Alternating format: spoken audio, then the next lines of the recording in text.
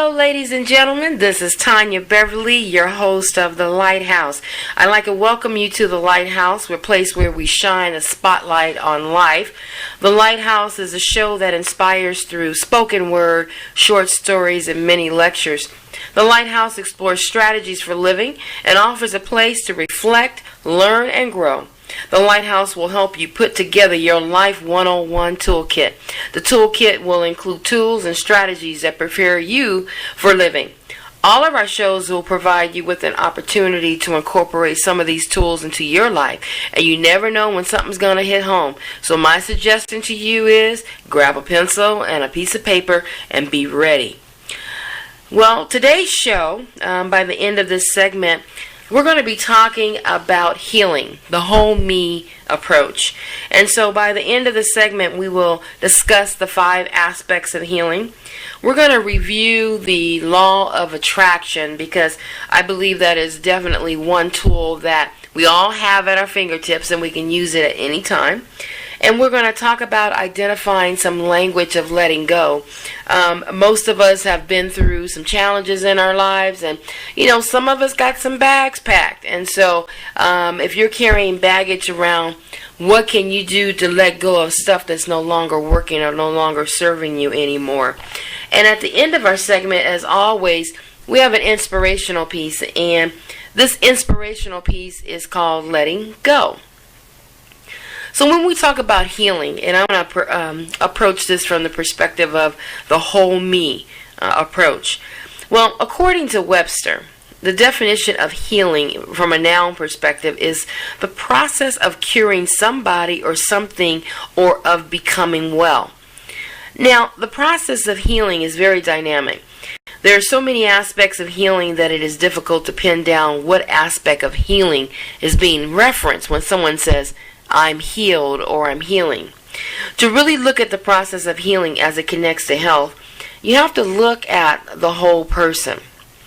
And I have a model that I want to share with you, and I want to take a moment to kind of give you a high-level overview. When we talk about healing, there's mental healing, there's physical healing, spiritual healing, emotional healing, and then social healing.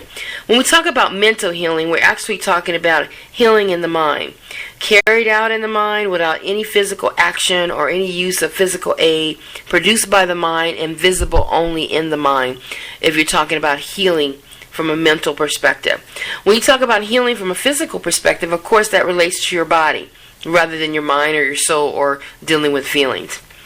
Spiritual healing relates to the soul or the spirit. And this is definitely in contrast to material things, and it relates to religious or sacred things that are not worldly, if you will. Social healing. This relates to the human society and how it's organized and how we interact with each other and all of the things that have been going on in the world. We've got these tea parties going on, we've got a lot of hatred, and it just seems that this negative energy is rising to the top. And so that's what we're talking about when we're talking about social healing, healing as a people. And then the last part is emotional healing. And this is relating to the expressions of emotions, arousing or affection of emotions from the perspective of old hurts, old anger, pain, those kinds of things. Now, each of these healing areas can be from an individual perspective or even a global perspective. And this model reinforces the whole healing process and how healing takes place in different areas. And most people assume healing refers to the body. Healing is so much more than that. Healing in the body is only one aspect of healing. If we ignore the other areas, complete healing cannot take place. And I'd like to expand on each of these areas. When we talk about mental healing, emphasizes what is usually called the mind, and it makes up use of the power of thought to affect the body. So in the worldview of mental healing, people deeply held thoughts can make them ill. And you've heard this before, I'm sure. Or at least create the precondition for disease and psychological problems. Just as people can make themselves sick by the way they think, they can, by the way they think, make themselves well again. Physical. Everyone wants to enjoy good health, freedom from disease, pain, restriction, and movement. But over time, habits are developed through improper diet, stress, and lack of exercise that destroy the body's natural processes from working in the way they were designed. In any case, the physical body responds to the healing power of spirit. Matter and energy move in specific patterns, and your body is designed to work in harmony with these universal plans. So conversely, if energy or matter is distorted in violation of these laws, chaos and disease ensue.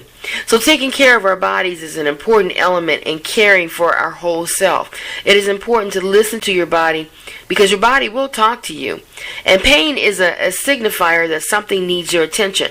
And when the immune system is compromised, it's best to give it a boost as soon as possible. Spiritual healing. Well, when we're talking about spiritual healing, we're talking about the work on the body, the mind, the spirit, which are seen as one unit, and they must harmonize together in good health. Spirituality involves the recognition and acceptance of God beyond our own intelligence and with whom we have a relationship. Doesn't matter what your reference is to this higher power. It could be Jesus, it could be Allah, Ra, Jah, does not matter. God provides an experience of inspiration, joy, security, peace of mind, and guidance that goes beyond what is possible in the absence of conviction such as a power that exists. Social, or what we call global healing, it understands both human and societal as complicated systems. It seems that the importance of structure reforms in tandem with more personal work around trauma, shame, and violence. Social health, it claims, must take into account all dimensions from the personal to the political to the biological to the spiritual. So, personal forgiveness is not enough. Social healing involves changes on many levels. Social wounds involve multiple dimensions of societal and individuals. Many now believe that to truly heal the greater social body requires addressing the healing need of individuals and the transformation of social institutions concurrently. Truth, justice, compassion, and peace all appear to be necessary elements in social healing. This means drawing intelligently from the insights of psychologists, peace builders, human rights advocates, religious leaders, and traditional healers. Healing a social wound at the root level asks for an integrated approach that honors all facets of our nature and offers strategies for the use of various tools. So folks, I'm going to have to take a break at this moment, but today we are talking about total healing. We're talking about all aspects of healing, the whole me approach. And I will be waiting for you on the other side, so let's go ahead and take a break.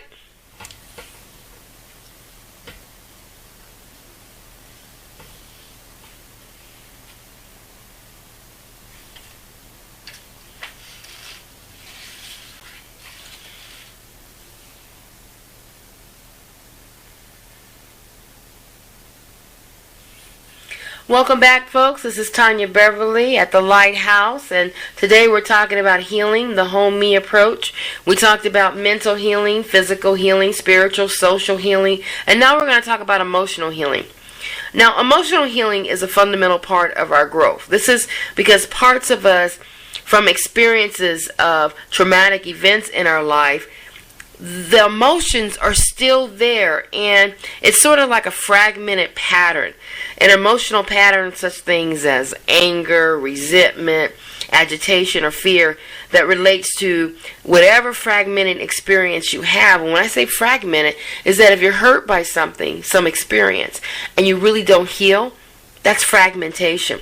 So psychologically, the fragmentation represents blockage to our conscious awareness because the fragmented parts exist in the unconscious part of our mind. And in most people, the unconscious mind represents as much as 90 to 95% of awareness. So we've got to do a whole lot of work to do some healing when we're talking about our emotions.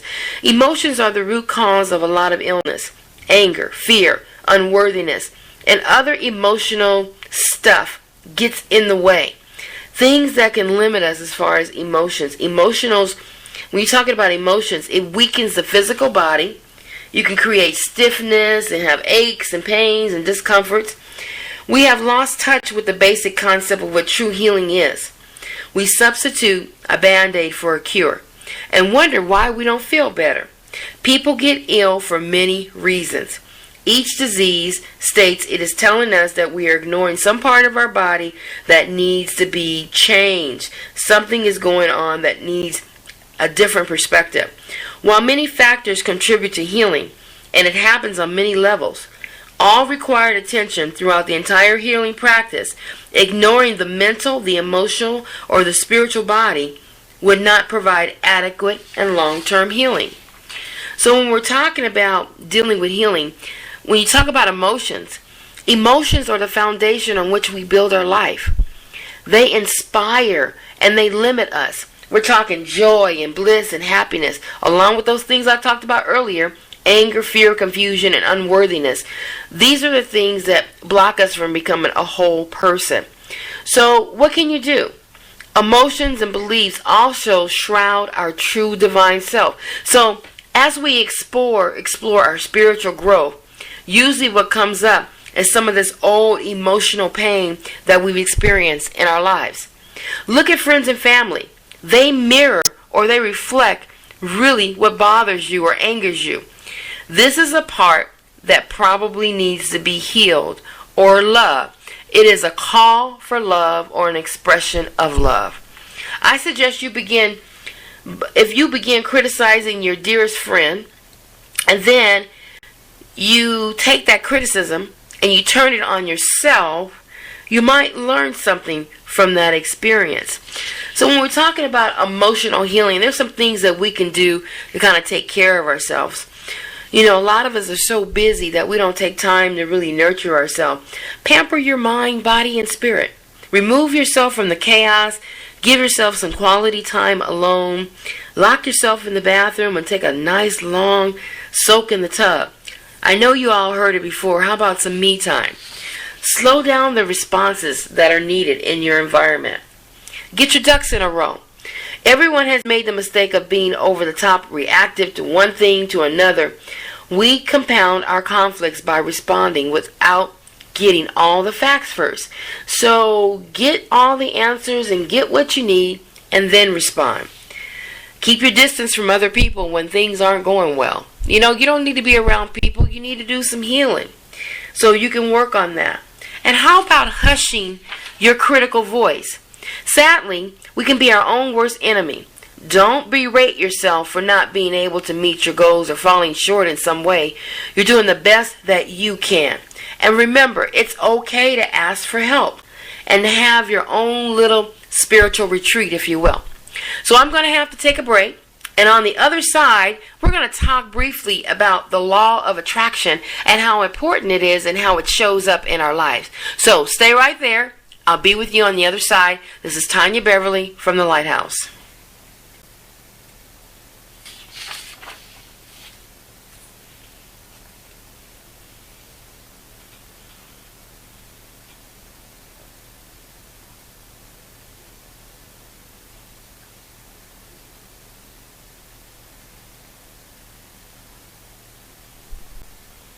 Hello folks, welcome back. Tynya Beverly here from the Lighthouse, and we're talking about healing, and we're talking about all aspects of healing when we're talking about dealing with the mental, the physical, the spiritual, the emotional, and the social aspects of healing.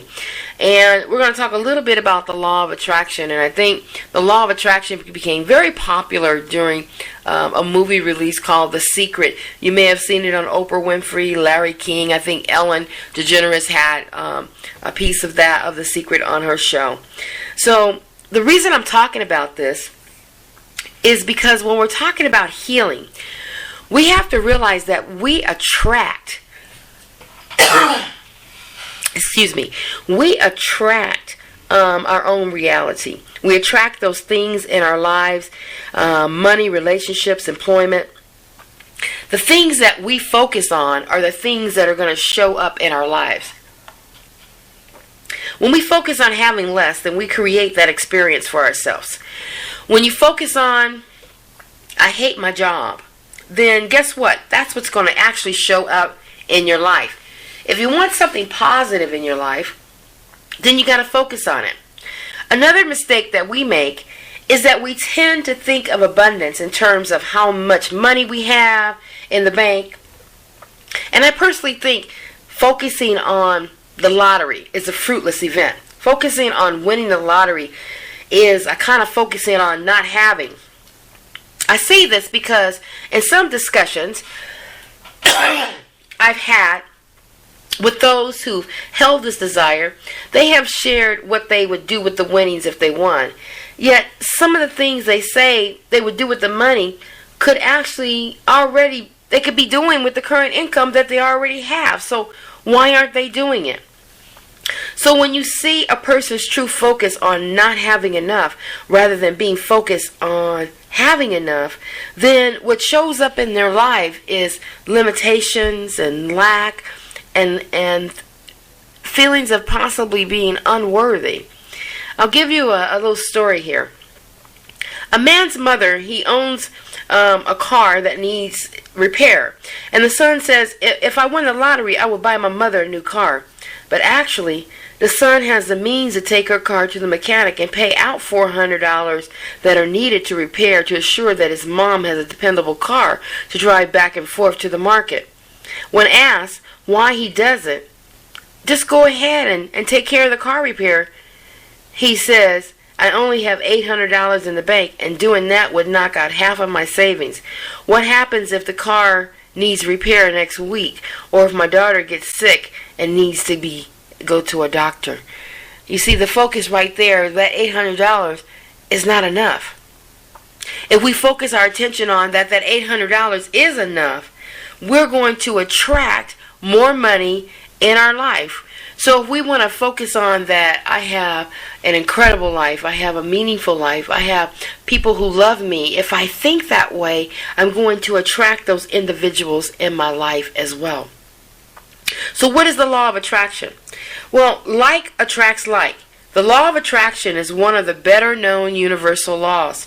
The theory behind the law of attraction is that we create our own realities, and I'm going to reinforce that.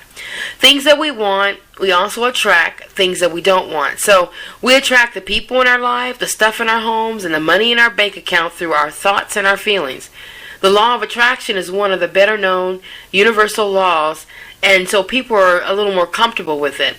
When our beliefs are limited, we attract limited wealth and compromise our well-being. When we believe anything is possible, the sky is the limit. In fact, you can break through the glass roof of the sky with your miraculous positive thoughts. When we focus on the lack of, we are creating less than reality. But if you focus on being abundant and happy, then you can enjoy a luxurious and glorious life. So what can you do? There's 3 things that you can do when you're talking about the things that are behind the law of attraction. The creative process, as portrayed in the movie The Secret, has 3 steps. It says ask. You must ask for what you want, and I mean really know what you want. The universe can't deliver without first knowing what it is that you want to have manifest in your life. Number 2, you have to believe it. You need to truly believe that what you're asking for will become yours. Doubts need to be pushed away. The idea that failure is a possibility will mess up the delivery. Receive. It is important that you become an active player in reaching your goals. When opportunity comes your way, you must not hesitate. Grab the brass ring when it appears. So remember, you gotta ask, you gotta believe, and more importantly, you personally have to know that you are worthy to receive whatever it is that you have in your mind. So when you're talking about the law of attraction, the reason why I talk about that, if we're doing the whole healing and we got ourselves all, we've done with the mental, the spiritual, the physical, we've done the social and the emotional healing, then we're talking about what we need to do about our thinking, is that we have to believe that we can attract these things in our lives. And when we talk about that, part of this is understanding the language of letting go and what that means to you. There's some strategies that you can utilize because, most of us don't even realize that we're hanging on to a lot of stuff. But when we talk about the language of letting go of the things that we can't control, that we can't change, first thing is you got to admit the obvious truth that you are not responsible to affect a change or correct a problem which is beyond your power, your authority, or your responsibility. Did you hear what I said?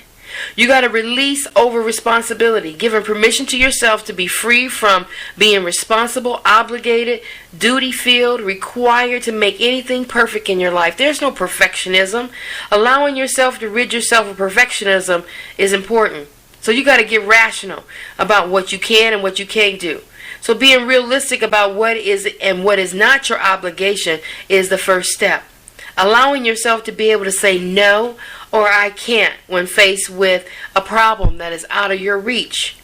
And how about confessing to God or your higher power of your choice, openly declaring that your higher power is stronger than any source or anything that you don't have any control over. And how about accepting that you are powerless over things and hand them over to God and allow God to work it out for you. And remember, you got to be realistic when you're talking about the acceptance of things you don't have any control over. And surrender. That is a big piece of the letting go language. So when you're talking about the negative aspects, what happens if you don't let go? Well, if you don't let go, you can become very obsessed with the things that are going on in your life. You never attain the personal serenity that you really want. And you never establish an effective means of handing over to your higher power those big issues that need to be solved. You kind of hang on to it. You become anxious, you're stressed, you're depressed, you're obsessed with those issues, things that you don't have any control over. And also, you're driven by a sense of failure or not being good enough or the guilt of not being able to fix it. How about being competitive? Yeah, that shows up too. And the big one is trying to replace God by referring to yourself in terms only appropriate in describing your higher power because of your belief that you have the power to solve unsolvable situations in your life. Because of this, your ego is inflated and the capability of solving the unsolvable, your self-esteem and your self-worth takes a beating. So with that in mind, I'm going to go ahead and take a break, and we're talking about language of letting go. That it's okay, you don't have to save the world anymore. This is Tynya Beverly at the Lighthouse, and I'll be waiting for you on the other side, and we're going to finish our little talk about language of letting go. I'll see you in a bit.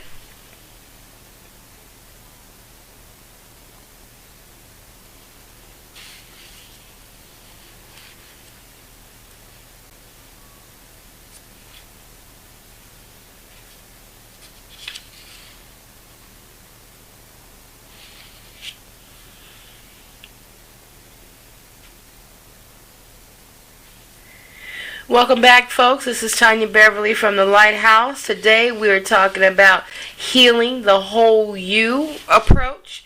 And we're talking about the language of letting go. We talked a little bit about the law of attraction. And I think you're starting to get the feeling that when you're talking about actually letting go of stuff that you don't have any control over, that's really where your power is. So some reasons for letting go is that it saves your sanity. And it allows you to take your energy and put it on things that you do have control over. You let go of the power play, no need to be right. And it unhooks you. Since you have not let others, you're not letting others intimidate or manipulate you. And it gets you off the hook. You don't have to be the fixer. And you can detach from things that are no longer working or no longer serving you anymore. And not only that, it gives your power back. And there's a process of self-healing that admitting that you are powerless over some of the events that show up in your life and that you don't have any control over. So why do you need to spend all that energy on things that you don't have control over?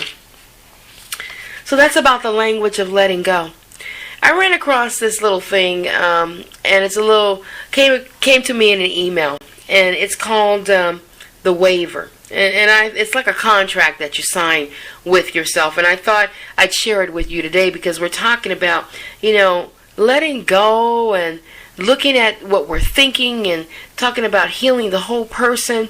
And I thought this waiver kind of fits. It says, I understand that during the course of my life, I will be required to make many decisions, such as where I want to live, whom I want to live with, where I work, how much fun I have, and how much I spend, including how much time I spend wanting for things to get better and waiting for people to change with whom I choose to love. I understand that many events that occur will be out of my hands and that there are inherent dangers and risks in all the decisions that I make. Life and people have no obligation whatsoever to live up to my expectations, and I have no obligation to live up to the expectations of anybody else. Life is a high-risk sport, and I may become injured along the way. I agree that all the decisions I make are mine and mine alone, including how I choose to handle the events that are beyond my control. I hereby forfeit my right to recourse as a victim, including my rights to blame, complain, and whine, or hold someone else responsible for the path that I choose to take. I am responsible for my participation, or lack of it, in life. And I take complete responsibility for the outcome and consequences of all decisions I make, understanding that ultimately it is my choice whether I become happy, joyous, and free, or stay miserable and trapped. Although people may voluntarily nurture and love me, I, and I alone, am responsible for taking care of and loving myself. And then it has a place down at the bottom where you can sign and date it. And it's all about the language of letting go. And when you talk about the language of letting go, just something to remember is that for your own mental health, realize what things you have in your bags, why is your baggage so heavy, and where does the healing need to take place. You know, maybe it's emotional healing, maybe it's mental healing, maybe it's spiritual healing, and psychological healing, social healing. There's so many aspects to healing. And so when we talk about healing, a big piece of that is really letting go. So our inspirational piece that I'm going to share with you is on letting go, and the author is unknown. It says to let go does not mean to stop caring. It means I can't do it for someone else. To let go is not to cut myself off. It's the realization that I can't control another. To let go is to admit powerlessness, which means the outcome is not in my hands. To let go is not try to change or blame another. It's to make the most of myself. To let go is not to care for, but to care about. To let go is not to fix, but be supportive. To let go is not to judge, but to allow another to be a human being. To let go is not to be in the middle arranging all the outcomes, but to allow others to affect their own destinies. To let go is not to deny, but to accept. To let go is not to nag, scold, or argue, but instead to search out my own shortcomings and correct them. To let go is not to adjust everything to my desires, but to take each day as it comes and cherish myself in it. To let go is not to regret the past, but to grow and live for the future. So to let go is to fear less and to love more. That's really what letting go is all about. So anyway, folks, this is Tynya Beverly. That's the end of our segment today. And we came to you today talking about healing the whole you, and we talked about different aspects of healing.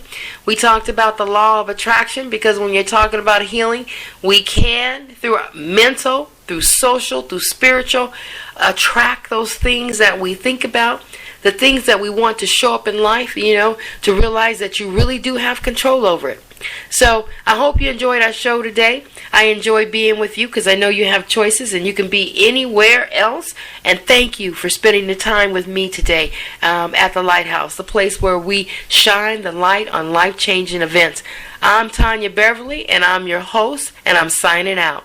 Thanks for being with me.